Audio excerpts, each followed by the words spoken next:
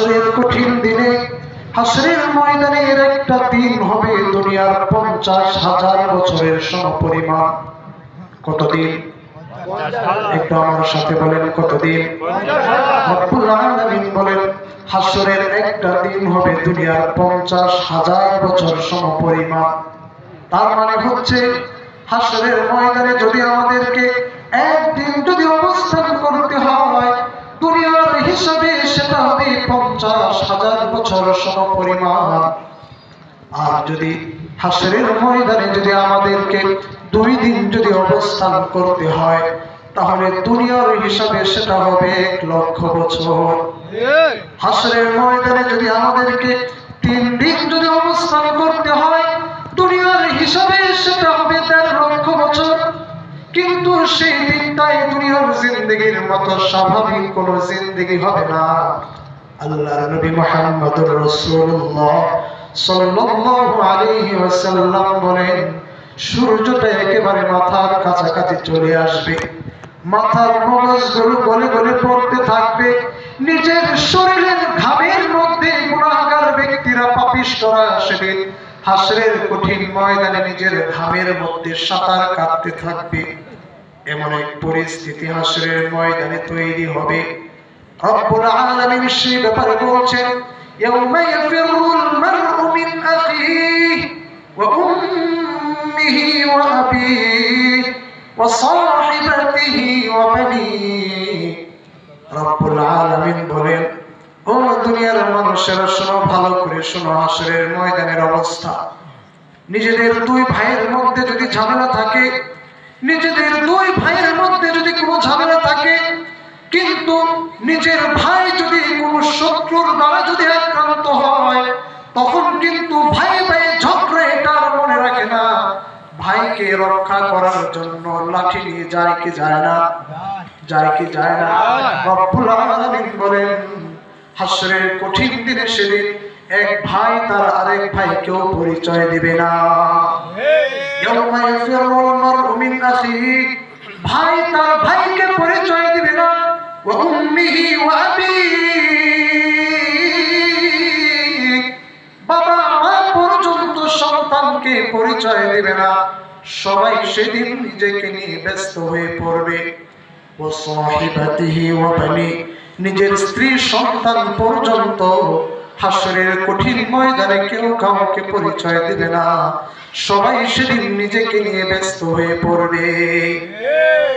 রব্বুল আলামিন বলেন, হাসরের ময়দানে দল হবে 2টা। বলেন কয়টা? ফারীকুম ফিল জান্নাহ ওয়া ফারীকুম ফিস সাঈর। হাসরের ময়দানে মূলত দল হবে 2টা, একটা হচ্ছে জান্নাতি আর একটা হচ্ছে জাহান্নামী। এর বাইরে আর কোন দল নাই। হাসরের ময়দানে মানুষ যখন একত্রে এভাবে যখন ছোটাছুটি করবে, রব্বুল আলামিন বলেন, ওয়ামতাজুল ইয়াউমা আইয়ুহাল মুজরিমুন, ও পাপিষ্ঠরা, যারা দুনিয়াতে আমার ইবাদত বন্দেগী করো নাই, যারা আল্লাহর হুকুম মানো নাই, দুনিয়াতে আমার নেককার বান্দাদের সঙ্গে থাকার সুযোগ তোমাদেরকে দিয়েছিলাম, কিন্তু আজকে হাসরের ময়দানে একসাথে থাকার কোনো সুযোগ নাই। আজকে আমার নেককার বান্দাদের কাছ থেকে পৃথক হয়ে যাও। এইভাবে রব্বুল আলামিন হাসরের কঠিন ময়দানে 2টা গ্রুপকে বিভক্ত করে দিবেন, 2 দিক দিয়ে চলে যাবে। এরপর রব্বুল আলামিন বিচার কার্য শুরু করবেন।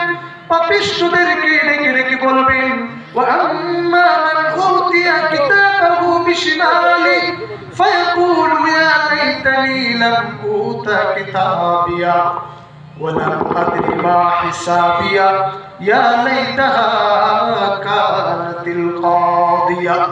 রব্বুল আলামিন ডাকবেন, পাপিষ্ঠরা কোথায়? এদিকে আসো, এদিকে আসো। পাপিষ্ঠরা যখন আসবে, তাদের বাম হাতে তাদের আমলনামাটা দেওয়া হবে।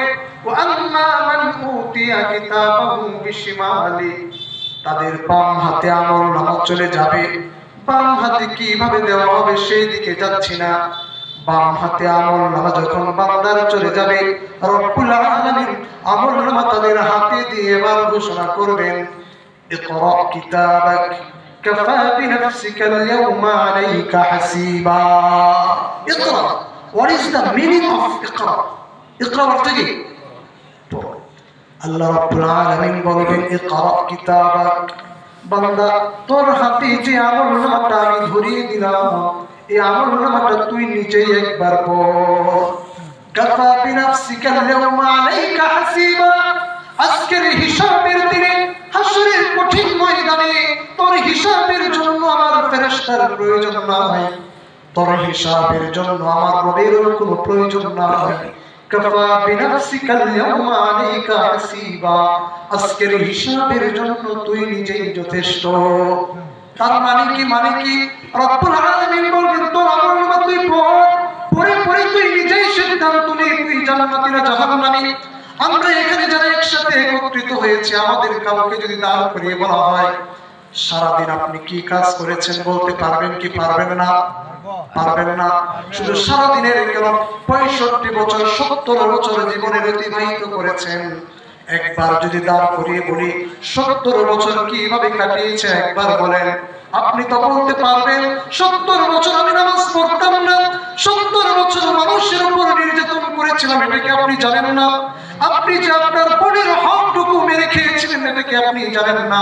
আপনার স্ত্রীর হকটুকু আপনি আদায় করেন নাই সেটা কি আপনি জানেন না? আল্লাহ রাব্বুল আলামিন বলবেন তোর আমলনামা তুই নিজেই পড়ে তুই নিজেই সিদ্ধান্ত নে তুই জান্নাতি না জাহান্নামী। রব্বুল আলামিন বলেন পাপিষ্ঠরা তখন রব্বুল আলামিনের দেওয়া আমলনামাটা পড়তে থাকবে আর দেখবে রাতের অন্ধকারে পৃথিবীর কোনো মানুষ দেখে নাই, একটা পাপ কাজ করেছিলাম পৃথিবীর কোনো মানুষ না দেখলেও আজকে দেখা যায় আমলনামার মধ্যে সেই পাপটা লিপিবদ্ধ রয়েছে। রব্বুল আলামিন বলেন এইভাবে পাপিষ্ঠরা যখন তার আমলনামাটা যখন পড়তে থাকবে আর তার কাছে যখন সবকিছু যখন ওপেন হয়ে যাবে তখন পাপিষ্ঠরা আশ্চর্যান্বিত হয়ে যাবে, হায় হায় কি কিতাব কি আমলনামা, ছোট থেকে ছোট বড় থেকে বড় কোনো কিছুই দেখা যায় বাদ যায় না। ووضع الكتاب فترى المجرمين مشفقين مما فيه ويقولون يا ويلتنا ما لهذا الكتاب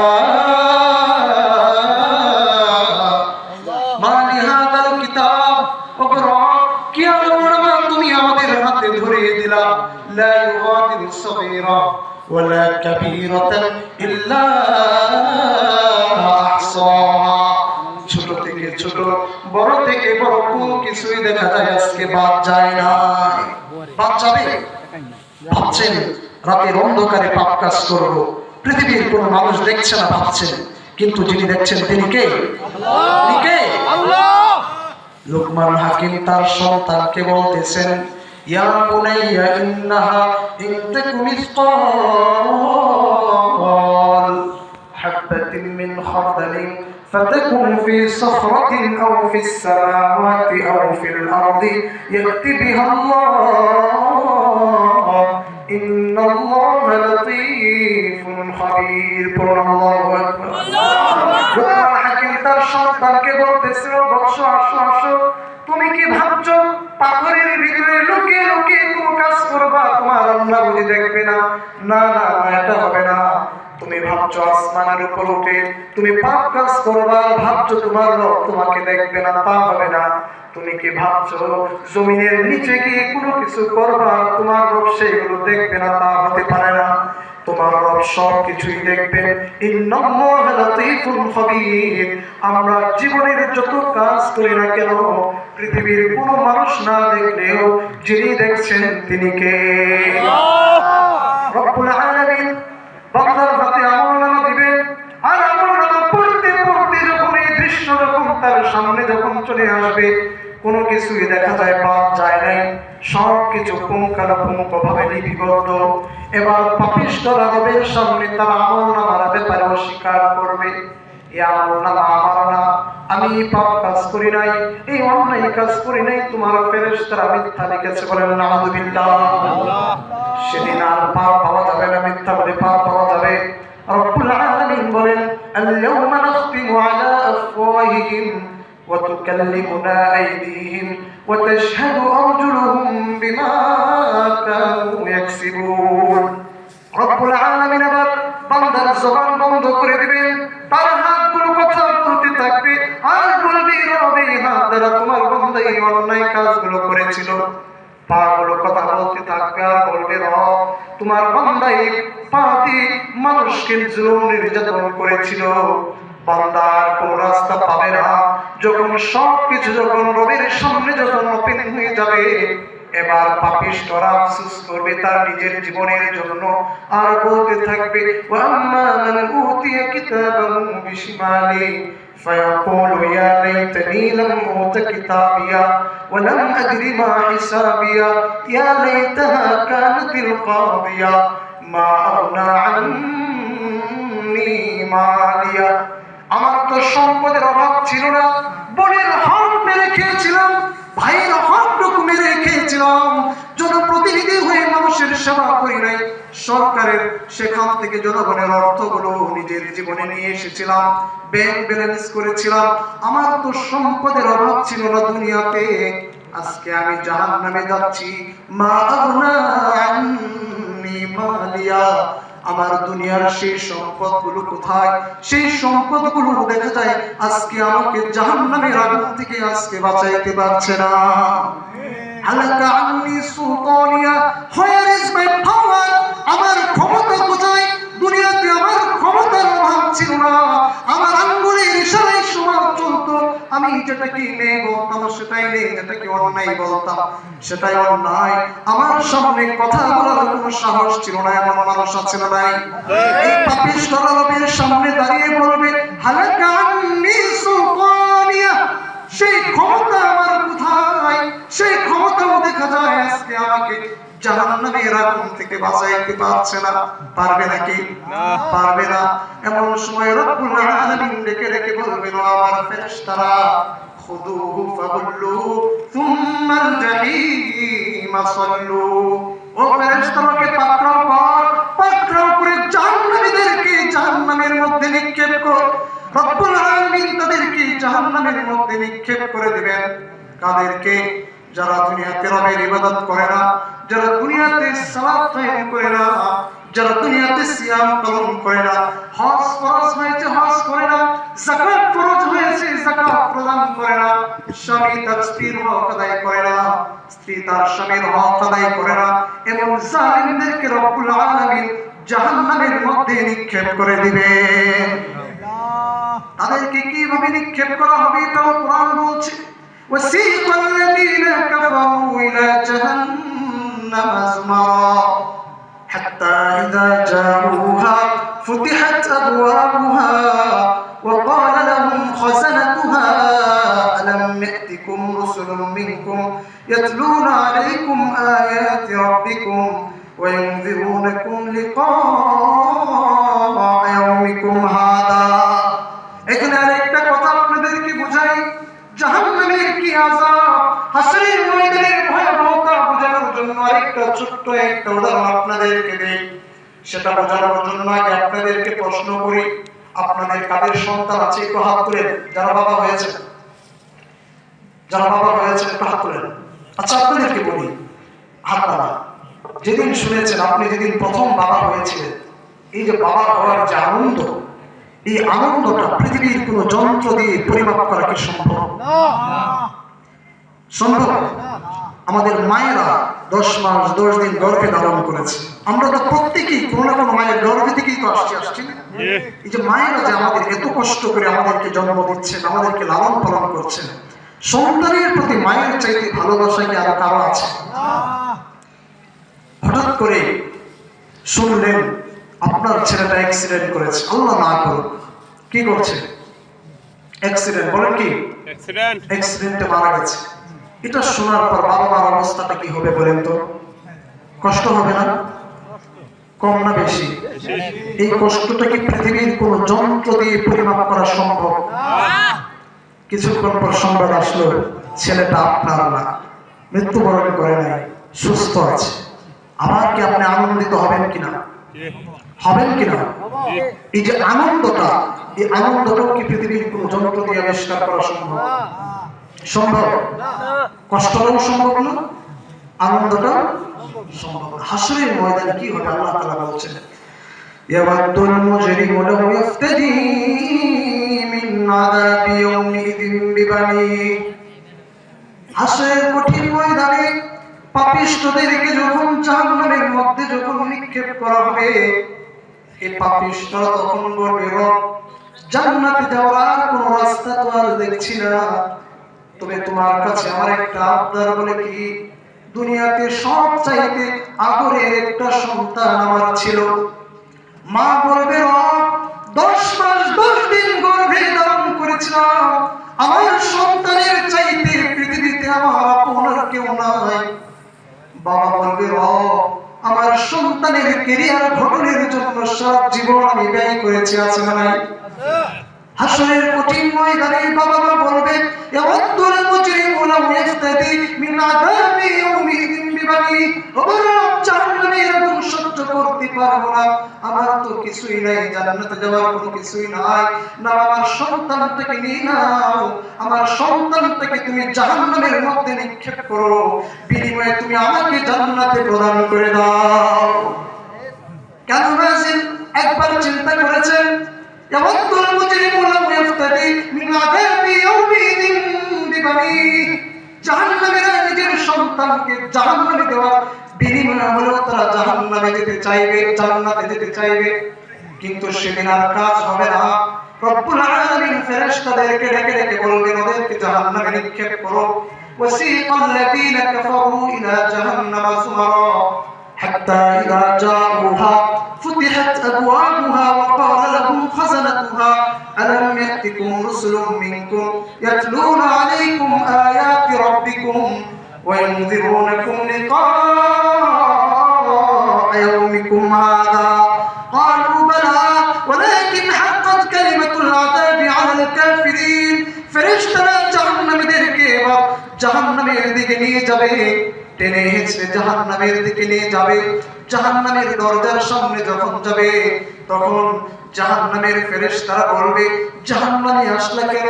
আলাম ইয়াতিকুম রাসূলুম মিনকুম ইয়াতলুনা আলাইকুম আয়াতি রাব্বিকুম ওয়া ইউনযিরুনাকুম লিকাআ ইয়াউমিকুম হাযা।